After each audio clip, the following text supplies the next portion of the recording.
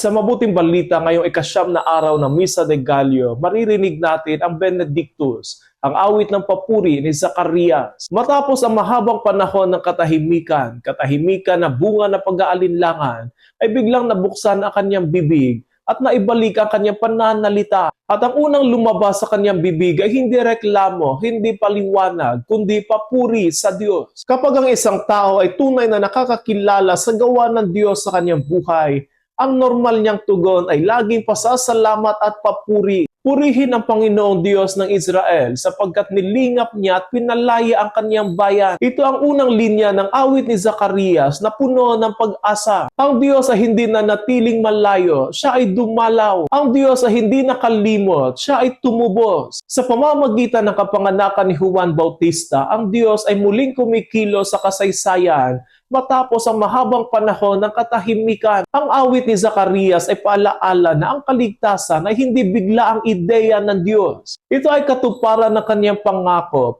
na ibinigay pa niya kina Abraham at sa mga propeta. Ang Diyos ay tapat, maaaring mabagal sa ating paningin ang kanyang pagkilos sa katuparan, ngunit tiyak naman sa kaniyang oras. Ang pananampalataya ay natutong magtiwala sa Diyos na kailanman na hindi sumisira sa kanyang pangako at salita. Pagkatapos, hinarap ni Zacarias ang kanyang anak at sinabi, "Ikaw naman anak ay tatawaging propeta ng kataas-taasan." Si Juan ay hindi sinilang para sa sarili niyang kadakilaan, kundi upang ihanda ang daan ng Panginoon. Ang kanyang misyon ay simple ngunit makahulugan.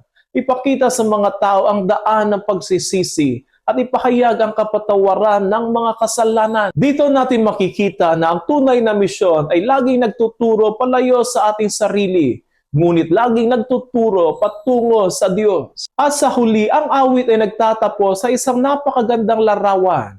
Magbubukang liwayway sa atin ang araw ng kaligtasan. Ito ay isang paunang anunsyo ng Pasko. Si Jesus ang araw na sisikat sa mga nakaupo sa kadiliman at sa anino ng kamatayan. Siya ang gabay sa ating mga hakbang tungo sa daan ng kapayapaan. Mga kapatid, marami sa atin ang dumadaan din sa mga panahong tila tahimik ang Diyos. May mga panahon na hindi natin siya marinig, hindi natin siya maramdaman. Ngunit ang awit ni Zacarias ay paalaala sa atin na ang katahimikan ay hindi kawala ng kilos ng Diyos. Sa likod ng katahimikan, may hinahandang liwanag ang Panginoon. Ngayon ay inaanyayahan tayo ni Zacarias na matutong magpuri, hindi lamang kapag malinaw na ang lahat, kundi kahit nagsisimula pa lamang sumikat ang liwanag. Ang tunay na pananampalataya ay umaawit ng papuri, hindi dahil tapos na ang problema, kundi dahil ang Panginoon ay darating at siya ay sasaatin.